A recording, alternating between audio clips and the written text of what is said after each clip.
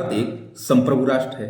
भारत सरकार युद्ध के माध्यम से किसी क्षेत्र पर कब्जा कर ले या फिर संधि समझौतों के माध्यम से कोई सत्ता, विदेशी सत्ता, वो अपनी संप्रभुता का हस्तांतरण भारत में कर दे, अथवा प्राकृतिक कारणों से, चाहे वो प्लेट टेक्टोनिक हो अथवा ज्वालामुखी हो इत्यादि कारणों से कोई क्षेत्र आकर के भारत के राज्य क्षेत्र का हिस्सा बन जाए, भारत के राज्य क्षेत्र में मिल जाए, तो वो जो है संविधान के किस आर्टिकल के अंतर्गत भारत के संघ में शामिल होगा, अथवा कि भारत का जो राज्य क्षेत्र है उस राज्य क्षेत्र के भीतर चाहे वो नाम परिवर्तन हो, सीमा परिवर्तन हो, नए राज्यों का निर्माण हो, इत्यादि सारी चीजें वो संविधान के किस आर्टिकल के अंतर्गत की जाती हैं, ये सब सारी चीजें आज डिस्कस करने वाले हैं। तो पता तो चल ही गया होगा कि अनुच्छेद 2, अनुच्छेद 3 आज इन्हीं कंफ्यूजन्स को लेकर के क्लियर कट पूरा पोस्टमार्टम करने वाले हैं, ताकि दिक्कत ना हो कि आर्टिकल 2 में क्या चीजें कही जाती हैं, आर्टिकल 3 में क्या चीजें कही जाती हैं। आर्टिकल 2 पर जाने से पहले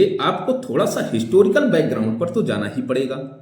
अगर आप देखें औपनिवेशिक शासनकाल में ब्रिटिशर्स भी शासन कर रहे हैं, फ्रांसीसी भी हैं, डच भी हैं, पुर्तगाली भी हैं। ठीक है, 1947 में ब्रिटिशर्स से हमको आजादी मिली, लेकिन आपको जानकर ताजुब होगा कि भारत के ही राज्य क्षेत्र के कुछ क्षेत्रों पर पुर्तगाली और फ्रांसीसी अपना अधिकार बनाए हुए थे। जैसे फ्रांसीसियों के द्वारा पांडिचेरी पर, माहे, एनम, कराईकल, चंद्रनगर जो पश्चिम बंगाल वाला क्षेत्र था, यहां पर वो अपना अधिकार बनाए हुए थे आजादी के बाद भी। ऐसे ही पुर्तगाली गोवा, दादर नागर हवेली, दमन दीव, इन सब सारे क्षेत्रों पर अधिकार बनाए थे। ये तो भारत के राज्य क्षेत्र का हिस्सा था ना, ये तो भारत के अस्तित्व में था ना। तो जब हम इसको लेंगे आर्टिकल 2 के अंतर्गत लेंगे, ऐसे ही मान लीजिए कि ये तो भारत के अस्तित्व में था, जो अस्तित्व में नहीं भी है, जो अस्तित्व में नहीं भी है, चाहे वो नेपाल का क्षेत्र हो, चाहे वो भूटान का क्षेत्र हो, बलूचिस्तान का क्षेत्र हो, या फिर कोई और हो जो नहीं है।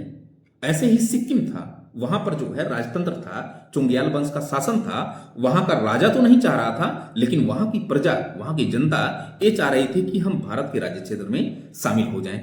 तो वो जब क्षेत्र शामिल होगा, चाहे युद्ध के माध्यम से है, संधि समझौतों के माध्यम से हो, या फिर अनदर तरीके से, वो भी आर्टिकल 2 का पार्ट होगा। अब थोड़ा सा हम आते हैं कि आर्टिकल 2 है क्या। सुनना जरा ध्यान से। आर्टिकल 2 क्या है कि संसद विधि द्वारा कुछ शर्तों और निर्बंधनों के आधार पर, शर्तों मतलब कि कंडीशंस, निर्बंधन मतलब कि रेस्ट्रिक्शन, सुनना जरा ध्यान से, कि संसद कुछ कंडीशंस और रेस्ट्रिक्शन जिसे वो उचित समझे, उस आधार पर नए राज्यों का प्रवेश भारत के संघ में कर सकती है। ठीक है, जैसे अगर हम एग्जाम्पल ले आपका कि सिक्किम को जब लाया गया भारत में, कुछ शर्तों और निर्बंधनों के आधार पर लाया गया। यहां सीधा सा है, शर्तों और निर्बंधनों के आधार पे भारत के राज्य क्षेत्र का, भारत के संघ का हिस्सा बनाया जाता है।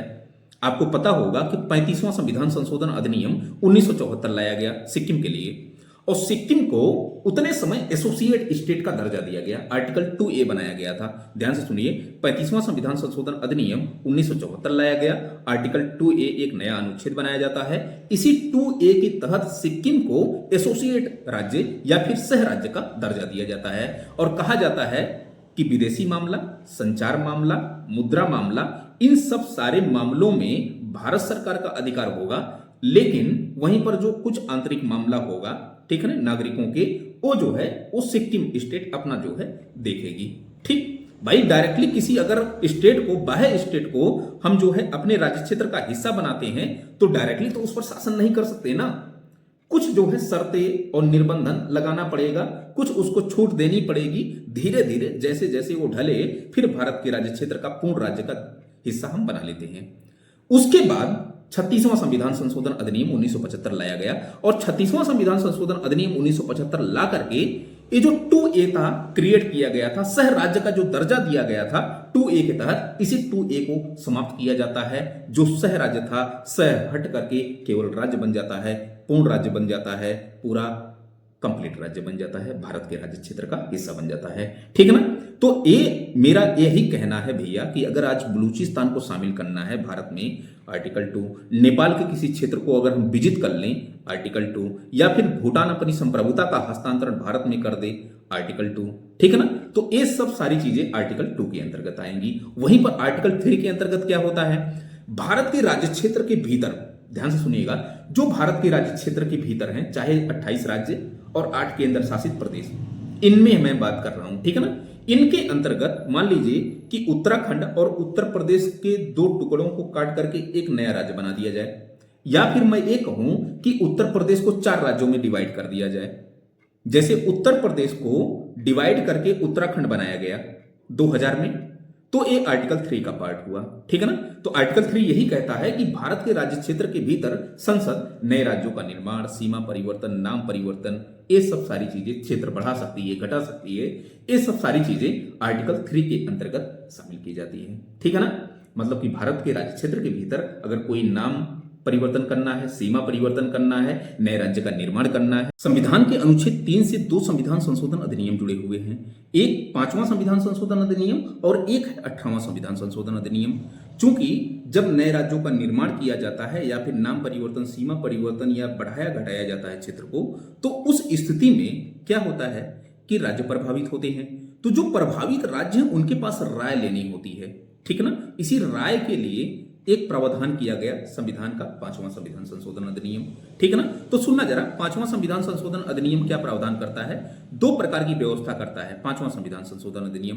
पहला कि राष्ट्रपति की सिफारिश के बिना अनुच्छेद 3 से संबंधित विधेयक संसद में पेश नहीं किया जाएगा। एक बार और ध्यान से सुनिए कि राष्ट्रपति की सिफारिश के बिना संविधान में, संसद में अनुच्छेद 3 से संबंधित कोई भी विधेयक पेश नहीं किया जाएगा।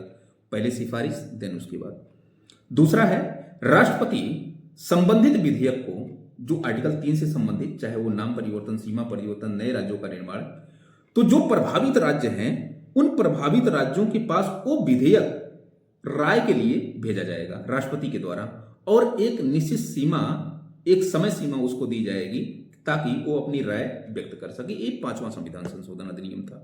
18वां संविधान संशोधन अधिनियम क्या था कि 18वां संविधान संशोधन अधिनियम यूटी से संबंधित है कि संघ राज्य क्षेत्र के विभाजन, नाम परिवर्तन, सीमा परिवर्तन, नए राज्यों की स्थापना के संदर्भ में राष्ट्रपति इस बात के लिए बाध्य नहीं होगा कि संबंधित विधेयक प्रभावित केंद्र शासित प्रदेश के पास भेजना है। तो ये आपका 5वां संविधान संशोधन अधिनियम और 18वां संविधान संशोधन अधिनियम था, ठीक ना भैया। फिलहाल अगर कोई भारत का राज्य क्षेत्र है, किसी विदेशी सत्ता को ट्रांसफर करना है, तो भारत को सिंपल मेजोरिटी से नहीं बल्कि विशेष बहुमत प्लस आधे राज्यों की सहमति के माध्यम से ही हम वो राज्य क्षेत्र किसी विदेशी सत्ता को दे सकते हैं, जैसा कि 9वां संविधान संशोधन अधिनियम और आपका 100वां संविधान संशोधन अधिनियम 2015 को देखा गया, ठीक है ना।